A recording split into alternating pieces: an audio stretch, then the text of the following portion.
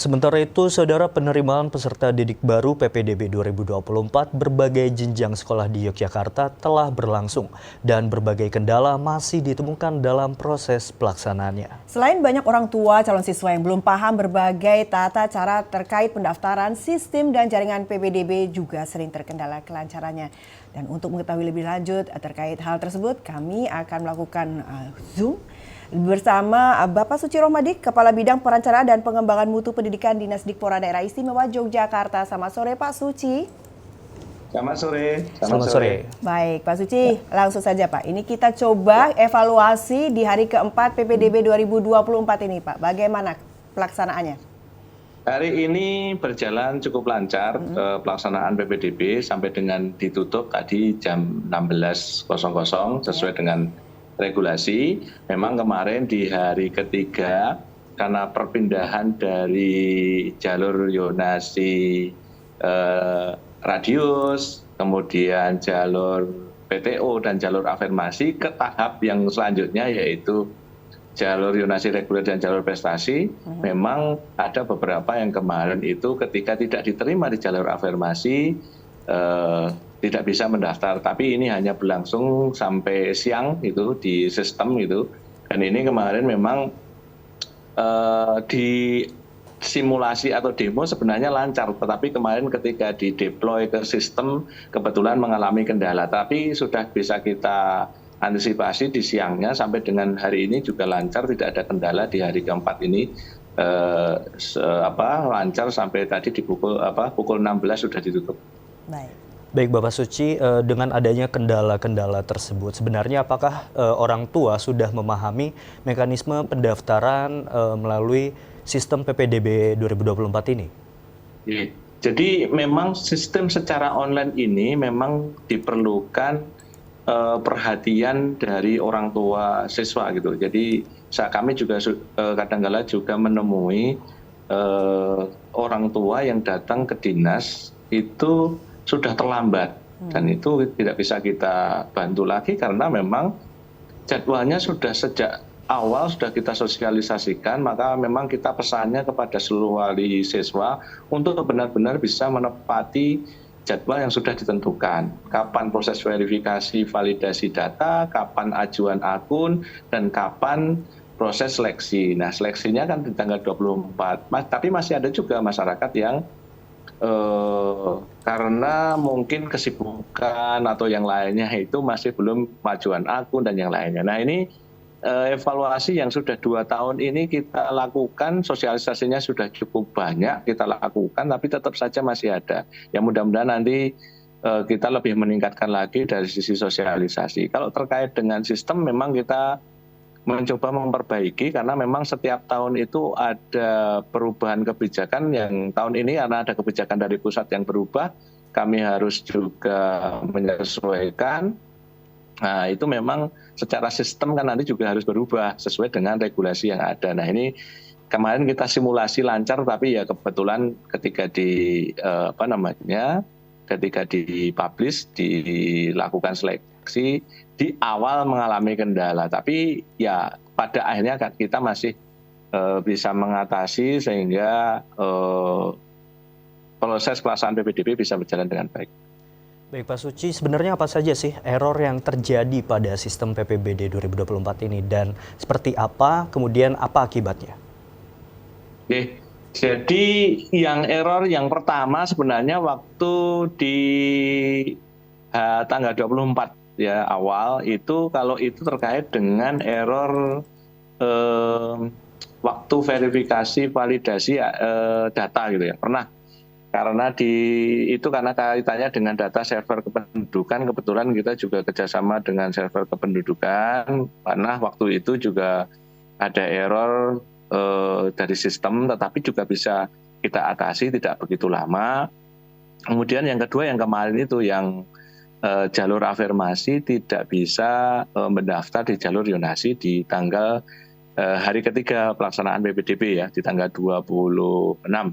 Itu memang terjadi demikian, tetapi ya kita sudah berusaha untuk memperbaiki dari sistem itu, dan ya alhamdulillah saya kira tidak ada yang dirugikan karena waktu untuk mendaftar pun masih cukup panjang karena siang sudah bisa teratasi dan sampai dengan hari ini bagi yang jalur afirmasi juga sudah lancar bisa ikut di jalur yonasi reguler. Baik. Mengingat permasalahan ini berulang begitu ya Pak Suci, ini boleh kami diberikan tips dan kemudian triksnya untuk kepada orang tua karena hari ini kami juga membaca bahwa ada ya orang tua sebagian yang mengira bahwa zonasi itu ada di titik sekolah, ternyata di RW-nya begitu Pak Suci, silakan.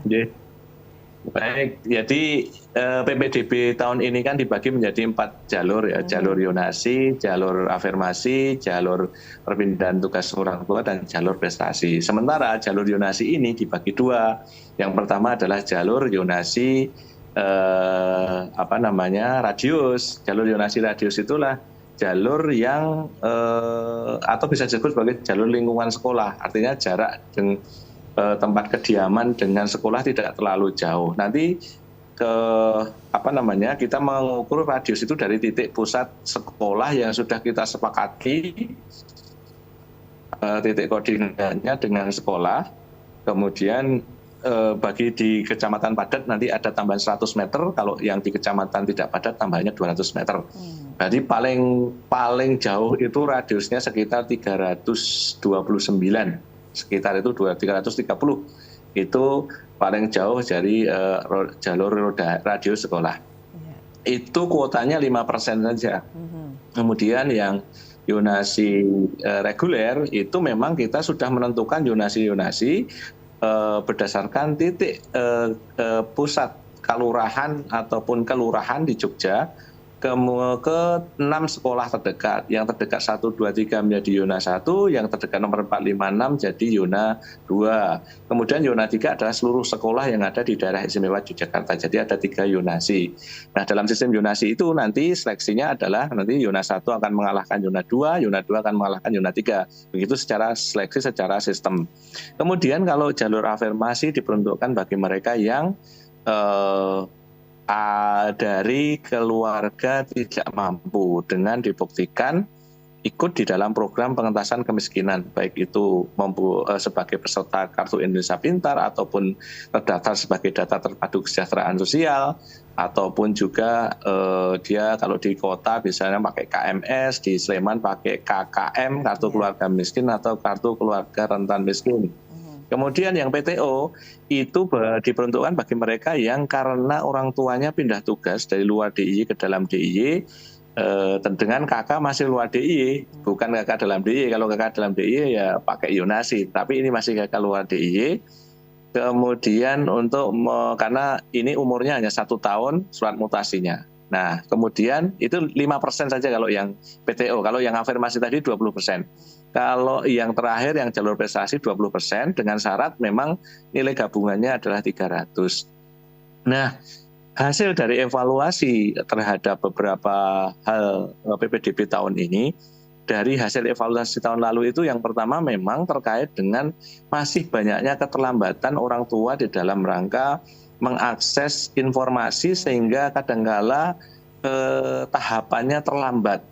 Jadi saya sampaikan tadi pernah ini yang selama ini itu. Nah, untuk memahamkan itu sebenarnya kami sudah memakai berbagai sosialisasi melalui media elektronik, media cetak maupun baliho, maupun dengan medsos, Instagram, YouTube dan yang lainnya.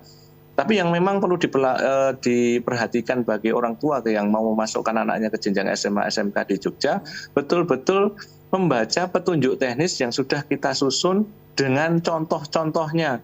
Jadi sudah sangat jelas. Apabila membaca juknis itu saya kira akan sangat paham terhadap itu. Dan kami menyediakan hotline untuk menanyakan apabila ada hal yang tidak dipahami.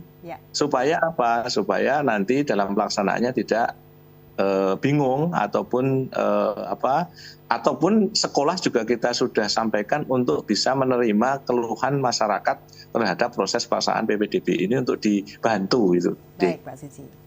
Ya. Dan demikian Pak Suci, terima kasih sekali. Kami berharap agar Terima pelaksanaan kasih. PPDB ini sukses dan semoga Terima tidak kasih. terjadi kesalahan-kesalahan lain di Alhamdulillah. tahun depan. Iya. Terima kasih Pak Suci telah bersama Ya, kami. amin Mbak.